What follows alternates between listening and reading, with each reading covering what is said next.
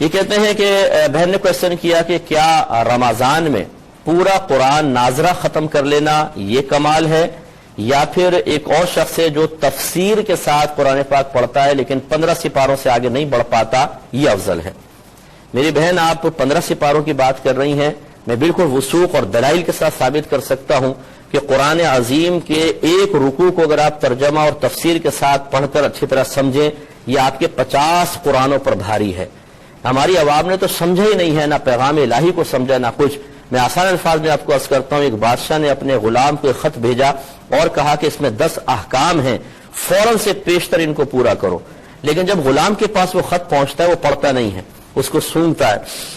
کیا خوشبو ہے، کتنا پیارا لکھا ہوا ہے، کیا پیارا کاغذ ہے، کیا نفیس فرمان ہے۔ پھر اس کو لپیٹ کے ایک ریشم کے کپڑے میں رکھتا ہے، اس پہ عطر لگاتا ہے اور اوپر رکھ دیتا ہے، روزانہ اس کو اتارتا ہے، چومتا ہے، آنکھوں سے لگاتا ہے، سر پہ رکھتا ہے، احکام پڑھتا ہی نہیں ہے۔ پھر ایک مہینے بعد جب بادشاہ اس کو بلاتا ہے کہ ہاں جی احکام پر عمل کیا، تو کہتا ہے کہ بادشاہ سلامت، وہ تو نہیں کیا، لیکن میں نے آپ کے خط کی تعریف کی ہے، اس کو چوما ہے، آنکھوں سے لگایا ہے، سر پہ رکھا ہے، عطر لگایا ہے، اونچے مقام پہ رکھا ہے، روزانہ عقیدت کا اظہار کیا ہے، لائیے میرا انعام۔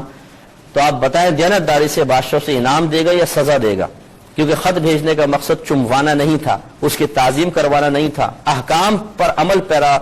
ہونا یہ مطلوب بادشاہ تھا۔ اسی طریقے سے قرآن ہے کہ اللہ نے قرآن اس لیے نازل نہیں کیا کہ آپ اس کو چومیں، آنکھوں سے لگائیں، سر پہ رکھیں، صرف عربی عبارت پڑھیں، بچی رخصت ہونے لگے تو اس کے سر پر رکھ کر اس کو رخصت کر دیں، اور باہم جھگڑے ہوں تو اس پہ حلف اٹھائے جائیں، بلکہ اللہ تعالیٰ نے قرآن پاک کو اس لیے نازل فرمایا تاکہ اس کو پڑھیں، اس کو سمجھیں، اس کی آیات کی روشنی میں اپنا محاسبہ کریں، اپنے عمل کو درست کریں، اس کے احکامات پر عمل کریں۔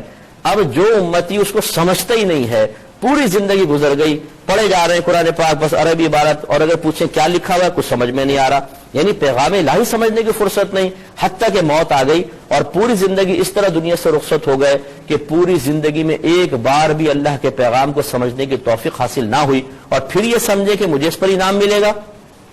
تو میں یہ نہیں کہہ رہا ہوں کہ جو عربی عبارت پڑھتا ہے اس کو ثواب نہیں ملے گا، لیکن قرآن حصول ثواب کے لیے نازل نہیں کیا گیا۔ قرآن اٹھا کے پڑھیں، قرآن کو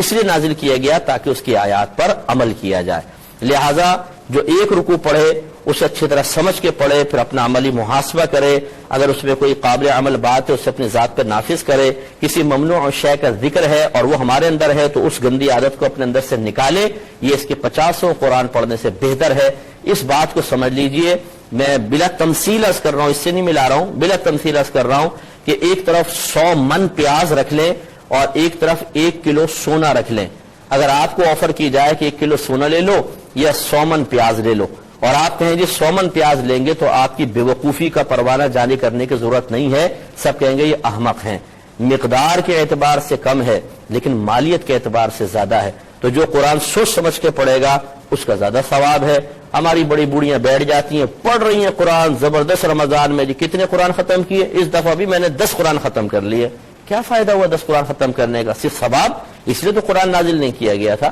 قرآن تو سمجھنے کے لیے نازل کیا گیا تھا، قرآن عمل پیرا ہونے کے لیے نازل کیا گیا تھا، اور وہ مقصد آپ نے پورا نہیں کیا، اب جا کے پھر اللہ تعالیٰ کو جواب دیجیے گا کہ کیا آپ نے کیا اور کیا نہیں کیا۔